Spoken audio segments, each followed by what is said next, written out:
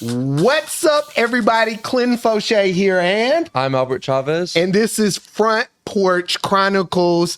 And this week, we got a breaking news. We got Cody custom-made Durden popping in, getting ready for his big fight next week. Thank you so much, brother. It's good to have a fellow Southerner on here. Thank you for taking the time out to come on. No problem, man. Thank you for having me. Yeah, we appreciate it. Where y'all from? I'm originally from Alabama. What part of Georgia are you from? I'm from Loganville, Georgia. It's about 30 minutes south of 30 minutes east of Atlanta. Yeah, so I lived in Jonesboro back when I was a kid, and then I got recruited to play baseball out to Fayette County. But I lived in Fayette County back when Fayette County, it's all of these businesses and stuff now. I lived there back when you had to get off on the exit and drive through about 8 miles worth of cow pastures before you could get to like the actual town. So, yeah, way back in the day, So yeah, I'm not that country. Well, at least I saw you killed a nice deer. So I said, when we were kind of doing when we go into, we do like some research beyond just the fighting stuff. So I saw the deer I said, yeah, he deer hunts and stuff like that. He's speaking my language. So yeah, I got the Georgia state record turkey as well. Did you? Oh, shoot. Yeah, wow. Okay. I need to come out there hunting in the off season. Yeah, I got it certified by the DNR. I got a full body mount. I'm in the NWTF record books, and I'm in the Georgia record books. It was my first turkey ever. I mean, the whole thing was filmed on YouTube, and you can check it out. Just type in Cody Durden turkey hunting. Great. Was it on one of your properties, or you were just random? Yeah, it was on. I didn't even know we had turkey on my property, and then my camera went off one evening when I was talking to a guy named Jay Maxwell about going turkey hunting. So I had just won my fight last April.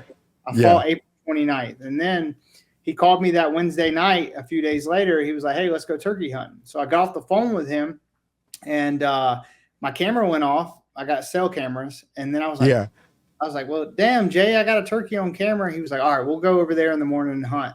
And we filmed it because he's got his own YouTube hunting channel. We filmed it, killed that turkey. And then that Saturday, I went and hung out with Ryan Klesko, Jason Aldean, Kirby Smart, and I got a new 4-fight contract that week. So it was just like a crazy. Bro, you killer weekend. Yeah, it was crazy, man. But definitely a week to remember. I was fixing to say, I don't think it could get much better than that. That's pretty epic on all levels. We know you have a big fight coming up in a few 7 days now, 8 days coming up. How's training camp going? It's going well. So I did a total of 7 weeks in Coconut Creek, Florida at American Top Team, the headquarters. I was down there staying in the dorm rooms, and really, man, I didn't miss a practice in the last 7 weeks. I cut it close. I missed 1 day of practice because I had an ear infection, but that was a Monday practice, man. But I mean, heck, no injuries, smooth camp, won most of my rounds. So it's good, man. I got to train with the UFC champion Pantoja down there, and a lot of other studs that are world champions. And I'm on that level, man. I'm telling you, I'm on that level. And next Saturday night, you're going to see something special. I agree. I'll be honest with you. I think you're heavily underrated. I'm a connoisseur of the fight game, and so I love breaking down and watching, and I can tell who's the phonies and who aren't kind of ahead of time. And I think your stock is rising, and I think you're kicking on the door heavily. And I think you're going to surprise a lot of people, but the people that kind of are watching you already know it's going to be nothing new. Right. I've won 4 out of my last 5. My last fight versus Tagir Ulanbekov, which is Islam Makhachev's Khabib's nephew. he was a tough opponent. You know, he kept putting his 6 toes in the cage, and I felt the fight could have swung my way if I made some minor adjustments. So I made those adjustments, and I've gotten better, not only physically, but mentally, man. I'm prepared for this fight, and next Saturday I'm not losing. Yeah. You can tell your mindset throughout this training camp specifically. You can tell you're in a different place mentally. Like you're radiating, vibing this vibe and this energy, like you're ready. It's like that old school movie, Bruce Leroy. When you got the glow, and you know you've had the glow leading up to this fight. Right. So yeah, I did 7 weeks down there, and then I came back home this week to finish out training camp with my coaches down here, and then I leave in 3 days. I leave Monday for Vegas. You know, then we got 16 pounds to lose. So make the weight, and we get to have fun. You know, I'm a vet in this game. This is my 10th fight in the UFC, and already proved I belong. Now I'm trying to prove that I belong at the top. How's the weight cut going already? Have you started that process already? Yeah, I started yesterday. You know, you got to really watch what you eat, drink a lot of water. You know, I can't have any sweets at all. I mean, everything's precise, man. I don't have a bit of fat on my body right now, but once I start water loading and eating the right UFC meals that they give me, it's going to come off. It always does. You know, this is, I think I've had like 30 something fights and I've never missed weight. So. Okay. Well, we're rooting for you too. We saw Tracy Cortez. She had to cut her hair for that, so you definitely won't have to have that problem. You've been a vet in the game already. They need to make a rule. Just have somebody behind them. Just pick the hair up. You know. Exactly. Do something, you know. So I know you're fighting in the Apex. Right. Okay, bro. I hate the Apex. I've been there. So let me ask you this. As a fighter, how does it affect you fighting in the Apex? You know, with my style, the cage is 5 foot shorter all the way around. It's a 20-foot cage instead of a 30-foot cage. And with my style, you know, in your face, fighting from bell to bell, kill or be killed mentality. I think it benefits me, man. I can't stand those guys who just run around. You know, I want to punch somebody in their face and they want to punch me back. You know, when I tell you that it's kill or be killed, it really is. You know, if you watch my fights, like for example, the Hadley fight where he caught me in the armbar and I didn't tap, you know, when I get in there, man, I really want it and I'm willing to die for it. So I hope he is, because I'm coming. I know I've been to one of the fights. I've been to one fight at the Apex. I've been to other arenas. It bothers me, the quietness. I don't know why, but I like the loudness, especially, you know, when with the Apex, I know I went and, you know, my friend was fighting his opponent's friends were like right there. We were in close quarters. So it was almost like this weird feeling and vibe. So I'm always curious to see, you know, how each guy takes fighting in the Apex. Some people love it in the aspect of it's quiet and they can hear their coaches. I'm not really that guy. I need a frantic pace and loud yelling. And so, yeah, it's always. Are you someone that feeds off of the crowd? Like when you get in Absolutely, on these big stages? Absolutely. You know, when I fought in Nashville and I fought Hadley, and to hear 15, 20,000 people screaming your name back to back, it was motivating. And I mean, it was somewhat surreal. And then, you know, when I was beating on my chest and hitting him with the 10 seconds left, the crowd was going nuts, man. And I love that energy. But fortunately for me, you know, I have a lot of friends in high places. So that Apex has got a lot of Durden fans and yeah. hear them.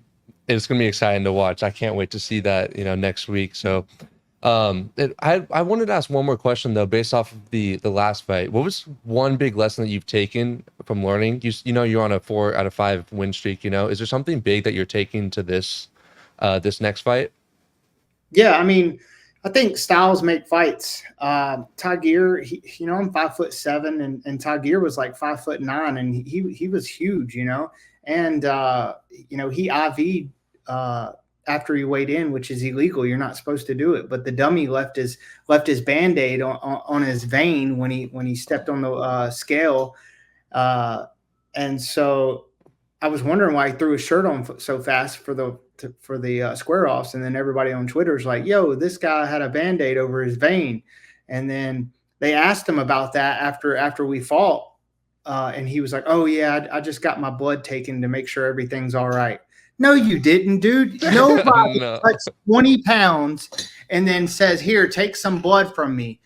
When you're supposed to be rehydrating, you know what I mean? And I just wanted to be on an even playing field. He kept sticking his toes in the cage, all 6 of them.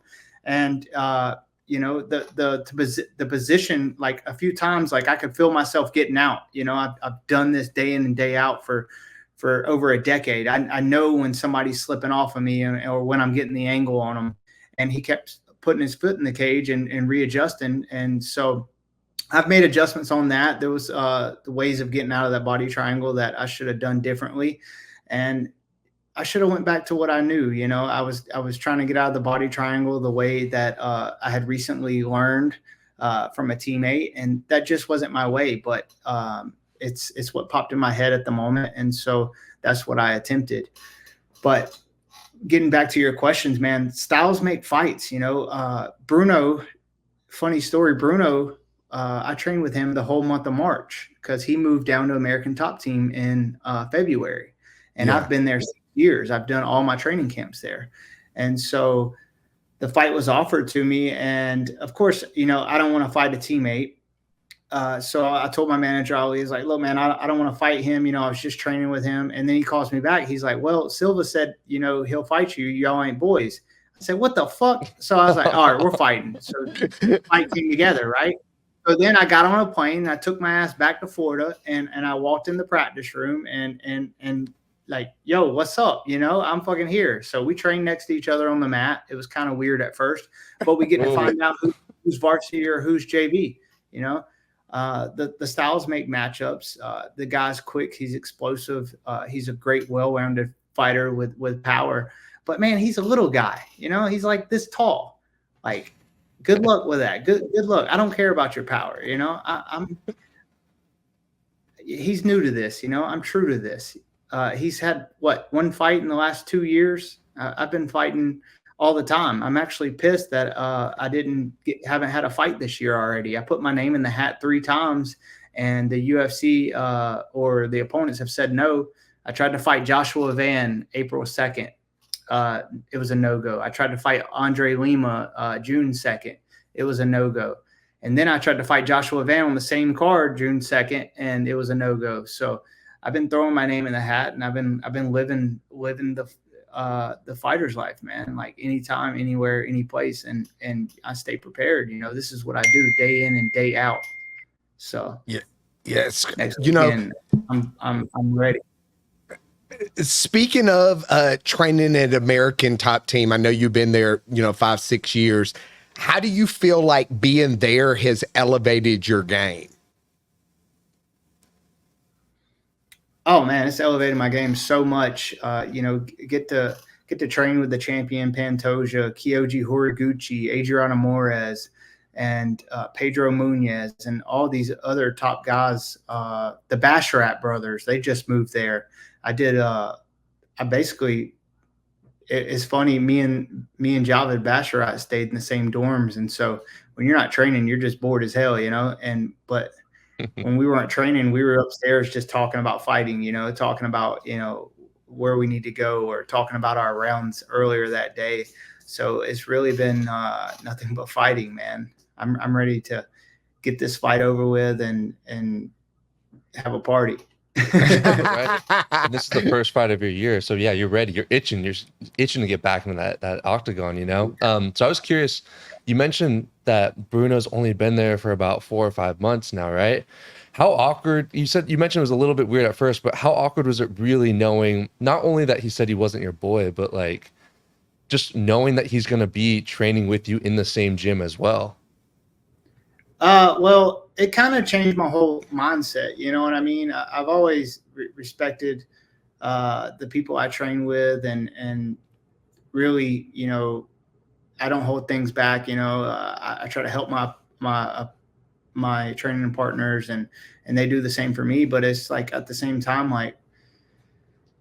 like I understand, you know, why he took the fight, because it's business, and so it's kind of like changed my whole mindset about fighting. You know, I'll fight anyone now. You know, I'll fight my dad if he gets in the way. You know, we're getting to the top.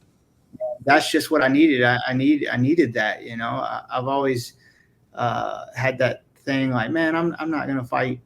I'm not gonna fight my teammates. Blah blah. Like, it'll be weird. But now I don't care. You know, it's done now. So if I have to fight a teammate, you know, it's either they put food on the plate for their family, or I put food on the plate for my family, and that's what it is.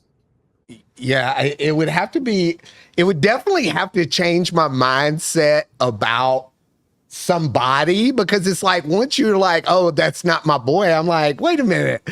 Like, say we're boys, that's cool. We're going to fight for business. But like, to say, hey, that's not my boy, like, that's low key to me, especially since he just came there a couple of months ago. You would think, like, hey, bro, look, we're teammates now. We're cool. Let's go fight and get this money and get paid. May the best man win. But to be like, that's not my boy, that's kind of like, That's a dig. that's Yeah. And yeah. then, like, on top of that, you know, on top of that, you're asking to spar with me every day.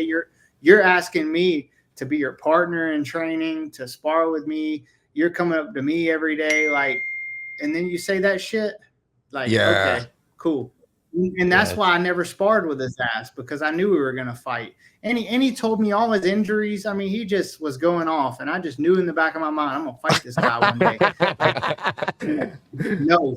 So he's telling me about his thumbs messed up, his ankles messed up, and all his training, and how his fights have went, and like, I'm just like, oh, okay, yeah, all right, yeah. I'm not telling you shit, buddy. Well, yeah, and you guys were supposed to fight last September too. What happened? It's going to feel good to finally get in the octagon too, That's right? why I didn't say nothing. That's why I didn't say nothing. I know the UFC, that once you have a fight booked and that fight doesn't come to fruition, they rebook them later on down the road. And I knew that. And that's why I didn't show nothing. I didn't say nothing. I just kept my mouth shut and was just friendly, you know?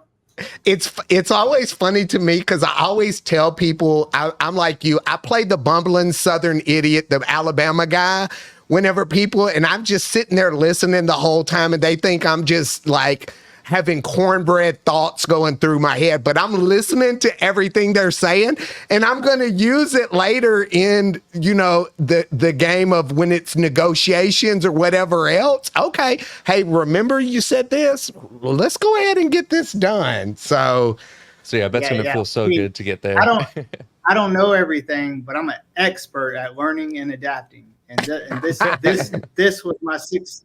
This is what I knew, and it came to fruition. Awesome. So what do you feel like, without going in depth with your game plan, what do you feel like is your biggest advantage over Bruno Silva?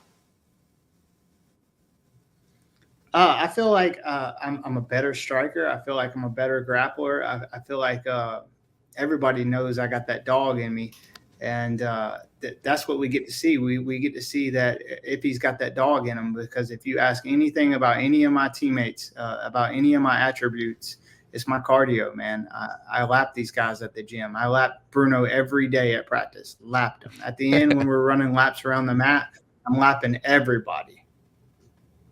That southern strength is built different. They don't know nothing about that. Well, that's the thing too, is you get to personally see behind the hood how this person, like, what their work ethic is too. It's kind of like when Kobe Bryant would go before everyone else. He'd be there at 4 a.m. He'd be like, oh, you just came here at 6 a.m. Well, I'm gonna wait for you to be done at 8 a.m. and still go past it. Like, you can mentally already have those victories ahead of time, and he knows that that's coming already. So I don't think he's ready for that heat. Absolutely, man. I mean, me getting to see this guy every day motivated the hell out of me. motivated the hell out of me. You know, I wanted every time I looked over at him, I just wanted to outwork him the whole camp. And you're going to earn it for sure too. So without, again, going too much into detail, how do you think this fight is going to go stylistically? Man, I think I'm gonna start pulling away in the second and third round. The first round is gonna be the closest, and after that, I'm gonna start pulling away. I agree. I think your cardio. And everybody always talks about, you know, my wrestling. Everybody always talks about my wrestling, man. Like, I'm not coming to wrestle. Like, I'm coming to take his head off. Yeah, I think your cardio, besides your striking and wrestling, I think overall you have, if there was a check a box off for every one of those things, I think that you're better than him in every single aspect. And I think it's only a matter of time before he catches the L. So yeah, exactly, man. And so what's your prediction for the fight? Man, get in there, hit him with some good shit. Don't get hit, and leave with a pocket full of cash. $5K, exactly. Got to get that fight bonus. I love it. I love it. And then we know leave that bonus. Man, if I can get a bonus, I can you know, start working towards my goal of owning a gym one day. So I've already got the storage. I got money put back, and man, that bonus would be nice. It's just like help me create a passive income, so I don't have to worry about fighting when it's over. You know, I want to buy some property. I want to build some shit. You know, so yeah, that's the goal. I feel you. That's epic, man. That's the dream, right? Yeah. So let me ask you this. We know you got a lot of stuff going on, getting ready, packing, and all of that. So we'll finalize with this. After this win, what's next for Cody Durden? So, man, I gotta get in the top 10. You know, I think the division's wide open right now. You just saw the number 10 ranked Steve Erceg fight for the title. That was a good fight. And win this fight, that'll be 5 out of the last 6, and start climbing the rankings. You know, I think Tatsua Terra. I think you know, that's a good fight for me. I think it's a tough fight. It's a hard fight, and that's what I want, man. I want those challenges. I want the Manel Cape. I want the top of the division, and that's what I'm aiming for, man. Why else do it? You know, can't keep fighting backwards. Exactly. I think it's only a matter of time. Manel Cape, though, you got to watch out because he doesn't make weight that very often. No. He's missed like we talked about making weight. He's probably not the one to make weight. Let's see. We'll see what he does this time. But we are going to be cheering you on. We know you got a lot of stuff going on. Thank you so much for coming on. We're going to have you on again post-fight. Go back into a little deeper into your story. We'll be cheering for you, and we look forward to talking to you again soon. All right, sounds good. Well, I'll tell you more about that turkey story. Hey, when we get off here, go on YouTube and look at the Cody Durden shoots turkey. I mean, I already, whenever you were talking just a little while ago, I already put it in there. It's queued up as soon as we get done. Awesome. I appreciate you guys, man. It was a Thank fun you, one. brother. Appreciate it. Yeah, take it easy, brother. We'll be cheering you on, and we'll see you soon.